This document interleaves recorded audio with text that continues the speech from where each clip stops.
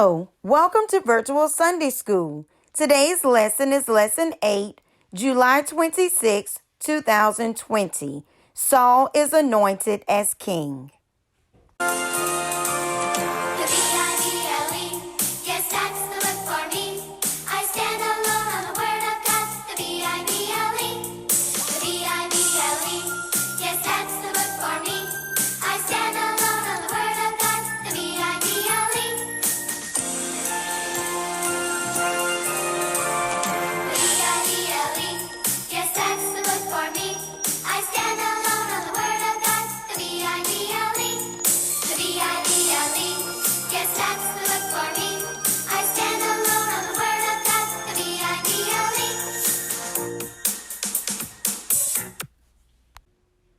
And now for our prayer, repeat after me.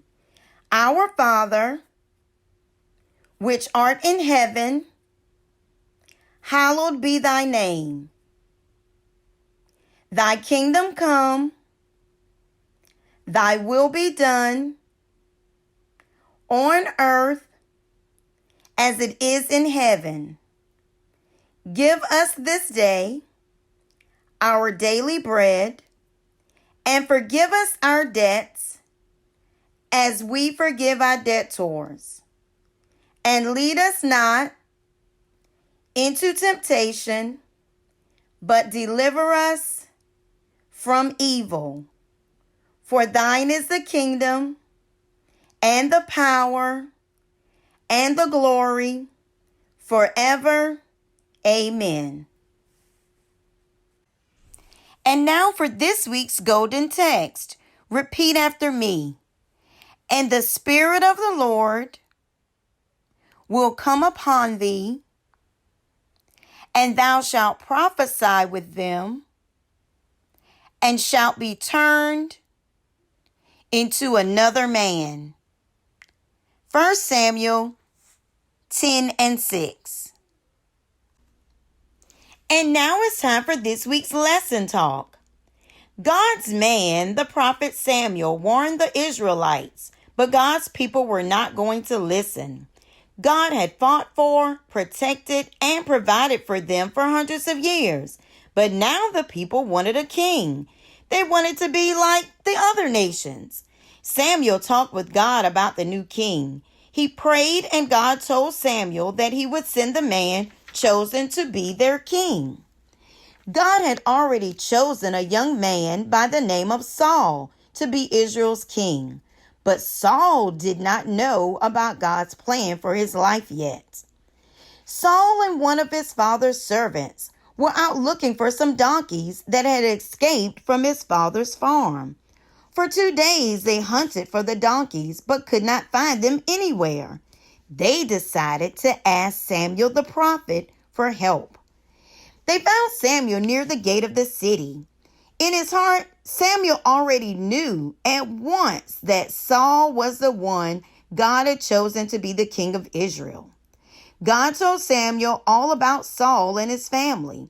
He even revealed to Samuel about the missing donkeys and that they had been found already. Samuel invited the 2 travelers to stay with him and eat. He prepared a great feast and seated Saul and his servant at the very best place. The next morning, Samuel walked with Saul and his servant to the edge of the city. Samuel told Saul to send his servant ahead so he could show him what God had told him. So Saul waited. Samuel poured oil on Saul's head. This was to show that Saul was God's choice to be the king of Israel. Saul was surprised. He did not know that he would be God's choice. It was hard for him to believe that he was going to be the first king of Israel. But Samuel told him about events that would happen on the way home that would prove to Saul that God had chosen him for this job. All things happened just the way Samuel said. God's Spirit came upon Saul, and the people who met him and spoke to him as he was on his way home recognized that he was different. People could tell that God had blessed Saul in a special way and had called him to a special task. So what can we learn from this lesson? Number one, God has a plan for the life of each one of his children.